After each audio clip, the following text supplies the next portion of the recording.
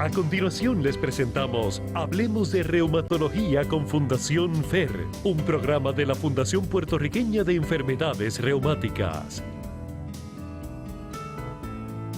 Muy buenos días, bienvenidos a su programa Hablemos de Reumatología con Fundación FER. Mi nombre es Grisel Lugo, soy la directora ejecutiva de la Fundación Puertorriqueña de Enfermedades Reumáticas, una entidad sin fines de lucro cuya misión es aportar al bienestar general del paciente con condiciones reumáticas para que tengan una vida más saludable, activa y productiva. Como todos los sábados, este programa es auspiciado por Global Healthy Living Foundation y Creaky Joints, mejorando las vidas de las personas con enfermedades crónicas a través de un mejor acceso a la atención, la educación, el apoyo, la defensa y la investigación centrada en el paciente.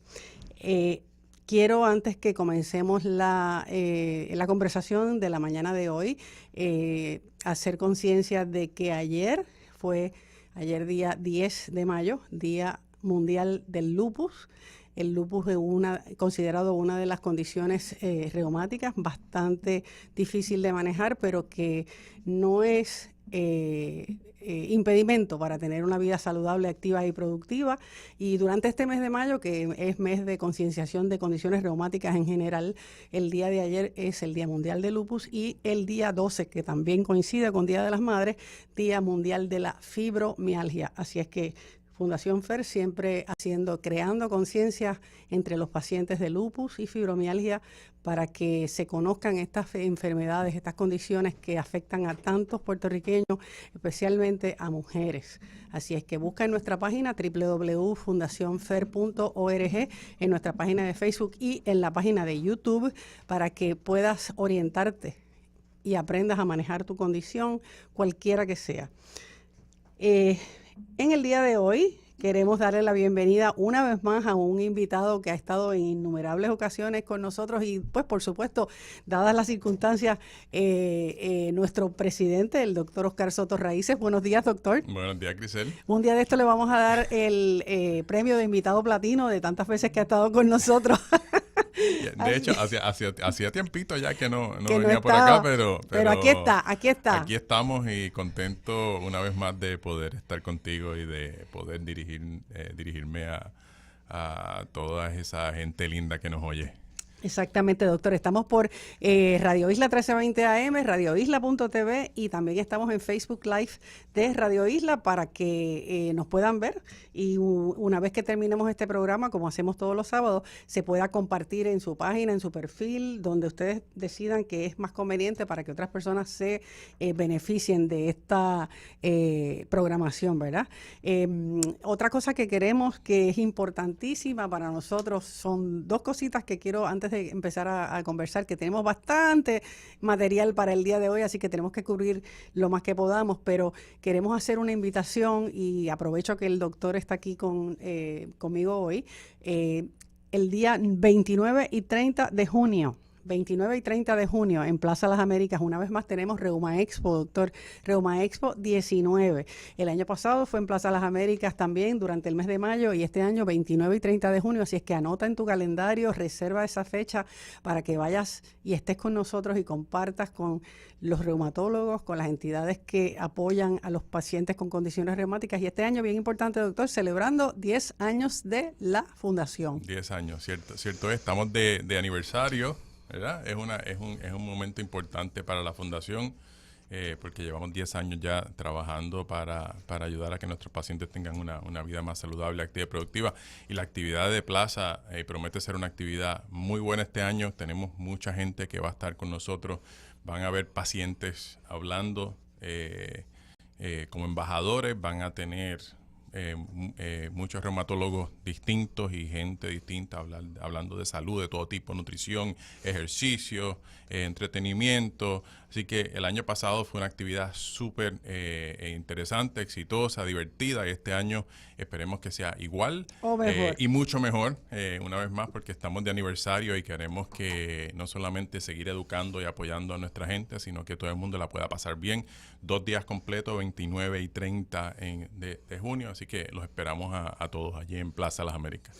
Bueno, doctor, pues allí estaremos y recuerden, anótenlo. para que no falten en esa fecha. Es completamente gratis y puedes llevar a todas las personas que quieras porque es para el público en general. El doctor Oscar Soto Raíces, para hacer una breve presentación, porque ya ustedes lo conocen, pero siempre es bueno recordar, es el presidente y socio fundador de nuestra entidad, Fundación FER, principal ejecutivo de la firma Mindful Rheumatics y Medical Research Group, ubicado en Atorrey, y el número es 787-765-9034. Hoy vamos a hablar sobre preguntas y respuestas de los estudios clínicos. Los ensayos clínicos juegan un papel central en el desarrollo de nuevos tratamientos y son el resultado de años, a veces décadas, de trabajo de investigadores con el objetivo de detener, tratar o incluso curar enfermedades tales como el Alzheimer, la degeneración macular, el glaucoma, cáncer, entre otras muchas enfermedades. A diferencia de las etapas tempranas de la investigación, los ensayos clínicos dependen completamente de la participación voluntaria de pacientes y terceros que estén interesados en que nuevos tratamientos estén disponibles. Así es que para esto tenemos en la mañana de hoy al doctor y, por supuesto, pues nuestra primera pregunta básica siempre, ¿qué es un ensayo clínico, doctor? ¿Y cuántos tipos de ensayos clínicos existen? Cuando hablamos de un ensayo clínico, ¿verdad? Estamos hablando de como lo que alguna gente se refiere como un protocolo clínico o un estudio clínico. Es el proceso de crear un protocolo específico, ¿verdad? Se hace un análisis de las circunstancias, buscamos qué es lo que se quiere estudiar, ¿verdad? En este caso, cuando hablamos para ponerlo quizás de forma más sencilla, cuando tenemos idea de que algún medicamento o alguna estrategia de tratamiento va a ser importante para el paciente, se crea un protocolo, o sea, se diseña un protocolo en donde los pacientes voluntarios nos van a ayudar, ¿verdad?, a entender si esto funciona o no. ¿Cómo lo hacemos? Se hace en distintas etapas, por eso hay distintos tipos de estudios clínicos, desde fase 1 a fase 4. El fase 1 es un estudio donde se usan voluntarios saludables, gente que no tiene una condición y se le da un medicamento quizás por 2 o 3 días nada más y se observan de forma rigurosa, 24 horas al día, básicamente como si estuviese en un hospital, para ver que ese medicamento es seguro para el paciente, ¿verdad? Primero esto usualmente se mide o se estudia en animales, luego entonces en humanos en fase 1. Cuando se determina que es seguro, entonces se pasa a una segunda etapa, que es lo que llamamos fase 2 de estudios clínicos, en donde se estudia en un grupo pequeño de pacientes, pero ahí también se mira si el medicamento es eficaz, o sea, cuán bien funciona, pero ciertamente con mucho rigurosidad en términos de seguridad, o sea, que se sigue la gente a veces semanal o cada 2 semanas para ver que esto funcione. Cuando está funcionando y es seguro, entonces se pasa a una fase tercera, una tercera etapa, y en esa fase 3 entonces se hace estudios a veces con miles de personas para ver cuán eficaz es este medicamento, ciertamente midiendo seguridad. En los estudios hay mucho más laboratorios, muchas más pruebas de seguridad que lo que hacemos en la clínica regularmente. Y luego entonces una fase 4 ya es cuando tenemos estudios que envuelven medicamentos que están en el mercado ya, pero los queremos comparar con otro, a ver si uno es mejor que otro, o queremos ver algo específico del medicamento, o cuando tenemos un medicamento para una indicación en particular. Por ejemplo, cuando tenemos un medicamento que sirve para la artritis reumatoide y sospechamos que funciona también para la artritis psoriásica, y entonces se hace un estudio con ese medicamento que ya está en el mercado y lo estudiamos entonces indicado para quizás artritis reumatoide y lo estudiamos en pacientes con artritis psoriásica. Eso es un estudio fase 4. Así que hay distintos tipos de estudios. Siempre hay que hacer un protocolo, o sea, hay que escribir cómo se va a hacer esto, hay que ser muy riguroso. Que esa es nuestra próxima pregunta, doctor. ¿Qué es el protocolo? Sí, en el protocolo lo que se hace es que se diseña, ¿verdad?, cómo va a ser el estudio y se hace paso a paso, se tiene que escribir paso a paso cómo va a ser, cuántas visitas van a hacer, cómo se hace cada visita. Usualmente en estos estudios participan múltiples centros a la vez. Lo que se pretende es que haya distintas personas con la condición, con distinto perfil demográfico, ¿verdad? Distinta genética, distinta etnicidad, o sea, pacientes de muchos países con genéticas distintas, porque queremos ver que el medicamento funciona y que es seguro para mucha gente, no solamente para un grupo de gente en particular, sino para todo el mundo. Y entonces se reúne usualmente un grupo de gente para escribir de forma detallada cada paso que se va a hacer en ese estudio, cada visita, cada laboratorio, cada prueba, cómo vamos a evaluar esos pacientes. Eso se hace todo de forma muy detallada, y todo el que entonces va a participar en el estudio va a tener pacientes en ese estudio, y ahí hablo de los clínicos, ¿verdad?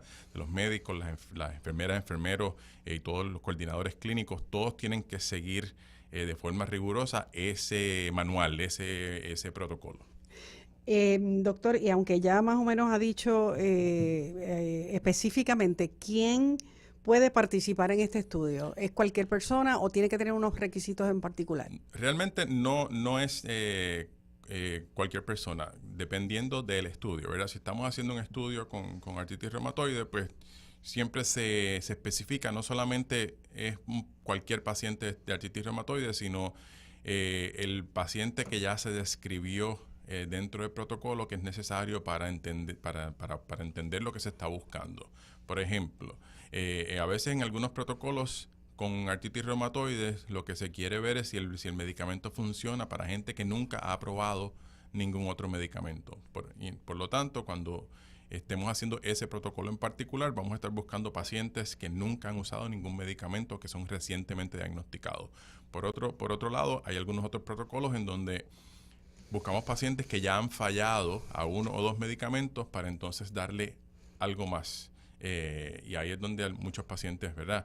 Se benefician de cuando ya han probado otras cosas y todavía tienen su artritis activa, entonces pueden participar de forma voluntaria en un protocolo donde se le ofrece, aparte de lo que están usando, algo más, a ver si con eso podemos controlar mejor su condición, y ahí se prueba la efectividad. Por lo tanto, cada protocolo va a tener una población definida de gente que se está buscando para lograr ese objetivo, ¿verdad? Que es lo que llamamos ese objetivo primario o secundario. Hay muchos objetivos que se quieren probar en un estudio. Eso es algo que se define en el protocolo. Uno busca qué es lo que uno quiere probar, si es efectivo, si es seguro, y las áreas en las que es efectivo, y entonces le comunica al paciente o al paciente que uno piensa que cualifica lo que se está buscando para que el paciente entonces pueda participar. Y en otras palabras, si ustedes han escuchado, por ejemplo, que todos lo hemos escuchado y los escuchamos constantemente, anuncios de medicamentos en donde se habla de los estudios clínicos prueban, estos son los estudios que demuestran si funciona o no funciona y en quién funciona el medicamento. Así es que tiene que existir este tipo de, como diríamos, respaldo para que ese medicamento sea efectivo completamente, o por lo menos lo más que se pueda, ¿verdad? Porque siempre hay algún elemento que falla o que puede haber alguna situación, y de eso vamos a hablar ya mismito. Doctor, ¿y cuáles son los derechos por ser participante en una investigación para un paciente? ¿Qué derechos, primero, qué responsabilidades tiene el paciente? Sí, y antes de eso, es importante lo que mencionaste, porque a veces perdemos esa perspectiva de que es esencial que esto se dé para que tengamos disponibles los medicamentos que tenemos hoy en día para tratar y para curar algunas condiciones, ¿verdad? Si no podemos estudiar cómo es el medicamento no lo podemos usar. Cuando sabemos que hay efectos secundarios, lo aprendemos durante estos protocolos, por eso seguimos los pacientes tan de cerca, para tratar de evitar estas cosas y para que cuando ocurran poder inmediatamente informarlo, reportarlo y entender por qué pasó para poder evitarlo en el futuro. Y por eso es tan importante. A veces uno ve un anuncio de esto de televisión y asustan muchísimo, ¿verdad? Pero lo que hay es que poner en contexto precisamente estos efectos secundarios, por qué pasaron, en qué tipo de pacientes pasaron, ¿verdad? Eso en un anuncio es muy difícil de explicar o de decir, pero lo que aprendemos a través de la investigación, ¿verdad? A través de los estudios clínicos es precisamente eso, no solamente cuán efectivo es, sino cómo evitar esos efectos secundarios. Si pasó, por ejemplo, en una población de pacientes que tenían fallo de hígado o problemas con el riñón, pues sabemos que ese medicamento no lo vamos a usar en pacientes con problemas de riñón o con problemas de hígado. Y eso es lo que aprendemos ahí. Y ahí tiene mucho que ver también la información que va a proveer el paciente cuando se somete, porque el médico puede entender que usted cualifica para un estudio o para un ensayo clínico, pero la información se la provee el paciente como tal, o sea que tiene que estar bien claro en que tengo que ser bien sincero en todo lo que voy a escribir ahí, y todo lo que se me ocurra tiene que escribirse ahí para que se sepa. Y esa es realmente la responsabilidad, del paciente, es informarnos, ¿verdad? En todo momento lo que está pasando, ¿verdad? Cómo se siente, si ha tenido algún problema, si ha tenido algún efecto secundario, por tonto que parezca, ¿verdad? Lo que queremos nosotros, ¿verdad? Y me incluyo porque es algo que hago todos los días, investigación clínica. Lo que queremos es que el paciente nos diga exactamente cómo se siente, qué le ha pasado, para nosotros poder reportarlo y tratar de entenderlo, saber qué es pertinente, o sea, qué es importante y qué no es importante. Pero antes de eso es importante que la gente entienda que antes de participar en un estudio, que una vez más, como mencionaba, es esencial que tengamos gente voluntaria para hacer esto, porque es importante para que la medicina siga avanzando, para que podamos encontrar más tratamientos y más cura para nuestras condiciones. Pero lo más importante es que el paciente que entra a un estudio tiene que pasar por un proceso de lo que llamamos consentimiento informado. O sea, el paciente tiene que entender el protocolo de rabo a cabo. Tiene que entender lo que está pasando, lo que va a pasar, cuáles son los beneficios, cuáles son los posibles riesgos, y por lo tanto lo primero que se hace antes de hacer cualquier otra cosa es explicarle al paciente, darle un documento por escrito que es muy detallado, que le explica paso a paso todo lo que va a pasar con lujo de detalle. Eso lo discutimos, eso el paciente lo tiene que entender y lo tiene que firmar como que consciente que lo entendió, y es algo que el paciente se lleva a su hogar, que le vamos a dar se le da una copia de eso. O sea, hoy en día hay muchas regulaciones que le permite que el paciente se sienta seguro de lo que está pasando. Tiene que estar completamente informado y tiene que consentir para cada cosa que se hace. O sea que por eso es que esto es totalmente voluntario, y ciertamente el paciente, la única responsabilidad que tiene es simplemente, aparte de participar, es simplemente informarnos. Y es algo donde el paciente puede retirarse voluntariamente en cualquier momento también, si siente que esto no es algo que le está funcionando. Pero es importantísimo hoy en día porque existen instituciones que regulan la práctica de la investigación clínica para que no haya ningún tipo de problema o de abuso con ningún paciente, porque lo ha ocurrido en el pasado. Y por eso es que se han creado, ¿verdad?, todas estas instituciones para salvaguardar la salud y para proteger, ¿verdad?, los derechos del paciente. El paciente tiene que entender el proceso, y es algo donde él tiene que sentirse cómodo con el proceso y cómodo con el grupo, el team, ¿verdad?, el grupo de gente que está haciendo el estudio, que lo van a seguir básicamente todo el tiempo, y donde debería tener acceso a ellos 24 horas al día, 7 días a la semana. Doctor, y habló de los derechos del paciente. ¿Qué derechos tiene ese paciente durante ese proceso de investigación o de ensayo clínico? Sí, ¿verdad? Y para abundar un poquito en lo que ya estaba diciendo, el paciente tiene que entender una vez más ese consentimiento bien, y tiene que tener esa disponibilidad, ese acceso a los investigadores, al personal, a los coordinadores clínicos, que usualmente son el primer contacto del paciente todo el tiempo. O sea, tiene que sentirse cómodo con la gente con ese grupo de gente que está envuelta en ese proceso, para que ellos puedan hablar, hacer todo tipo de preguntas, comunicar cómo se sienten, todo el tiempo. O sea, de lunes a domingo, ¿verdad? En cualquier momento del día porque eso es lo que nos permite a nosotros saber qué es lo que está pasando y es lo que debería pasar para que el paciente se sienta cómodo con el proceso, para saber cuándo se va a tomar su medicamento de estudio o cuándo dejar de tomárselo, que también es importante, ¿verdad? Y en ocasiones tenemos que interrumpirlo para saber qué es lo que está pasando, hacer laboratorios. Lo más importante es sentirse cómodo para saber que la salud de uno está siendo protegida, ¿verdad? Para saber que se toman todas las medidas necesarias para que podamos aprender en el proceso, ¿verdad? Y podamos ayudar. En muchas ocasiones el paciente logra grandes beneficios de estos nuevos medicamentos. Sin embargo, queremos también proteger el paciente en todo momento. Para las personas que nos han sintonizado recientemente, estamos conversando con el doctor Oscar Soto Raíces, reumatólogo, presidente de la Fundación FER, y el tema de hoy son preguntas y respuestas sobre los estudios clínicos, que tenemos muchas, pero vamos a tratar de hacer las más que podamos. Doctor, ¿cómo se protegen cómo se protege a los participantes en una investigación?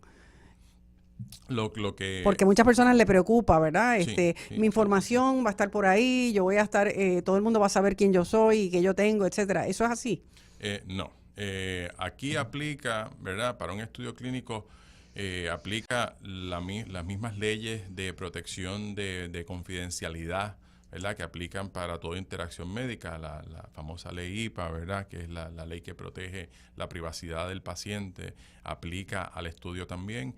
Y es cuando se consiente un paciente para investigación, el consentimiento básicamente tiene dos partes. La primera parte donde explica todo el consentimiento y la segunda parte donde se le explica al paciente que una vez más la privacidad es bien importante. Tan así que las personas que monitorean los estudios, porque tenemos gente que audita, monitorea el estudio no solamente para ver que el estudio se está conduciendo de forma adecuada, sino que se está protegiendo la privacidad y se está protegiendo al paciente.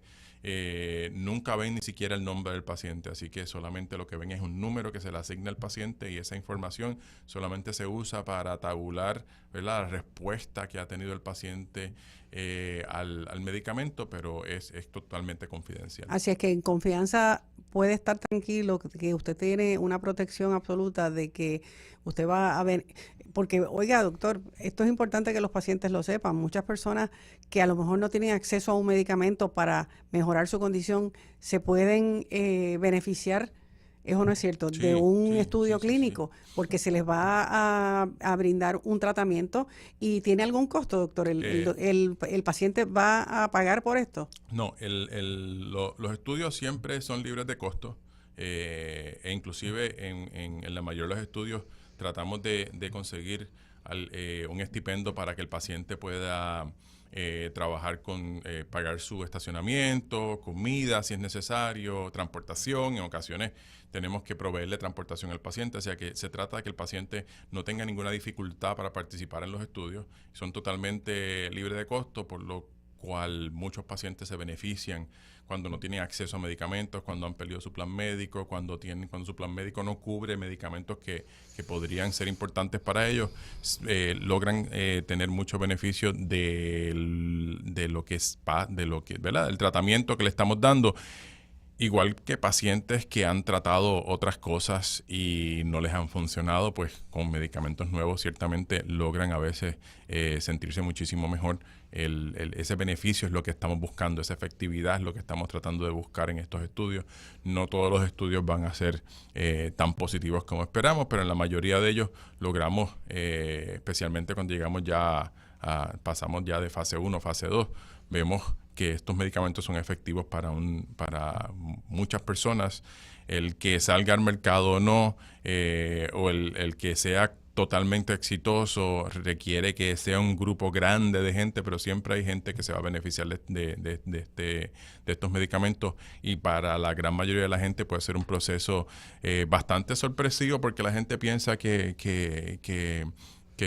puede ser quizás algo muy riguroso o algo que quizás no es difícil de predecir si les va a funcionar o no, pero la mayoría de la gente después que pasan por el proceso piensan que es un proceso no solamente beneficioso para ellos, sino una buena experiencia porque tienen muy buen cuidado, los seguimos muy de cerca y en la gran mayoría de las ocasiones la gente logra obtener bastante beneficio de no solamente del cuidado, sino de los nuevos tratamientos que estamos estudiando. Doctor, ¿y qué pasa cuando termina ese estudio? ¿Qué pasa con este paciente? Y ahí depende de qué tipo de estudio estemos haciendo. Si es un estudio que todavía está en fase 2 o en fase 3 y todavía el medicamento no está en el mercado, cuando termine el estudio no necesariamente vamos a tener accesibilidad a ese medicamento. En muchas ocasiones sí, a veces cuando termina el estudio ya el medicamento está en el mercado y simplemente tratamos de conseguirlo. Cuando es así, si es un medicamento que está auspiciado o que lo produce una compañía en particular, la misma compañía en muchas ocasiones nos ayuda a conseguirle ese medicamento al paciente. Para que la persona continúe. Para que la persona continúe o se lo dan de gratis por un tiempo.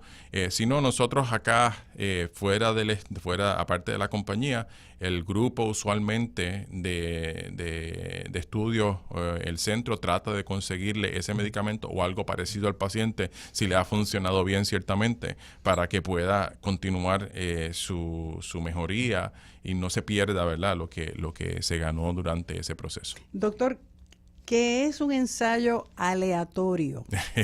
Es una palabra que no usamos muchísimo acá, ¿verdad? Que por ahí la gente no la usa en español, pero en inglés la usa mucho, random. Exacto, random. Nosotros le llamamos random, un estudio randomizado, ¿verdad? Que realmente es un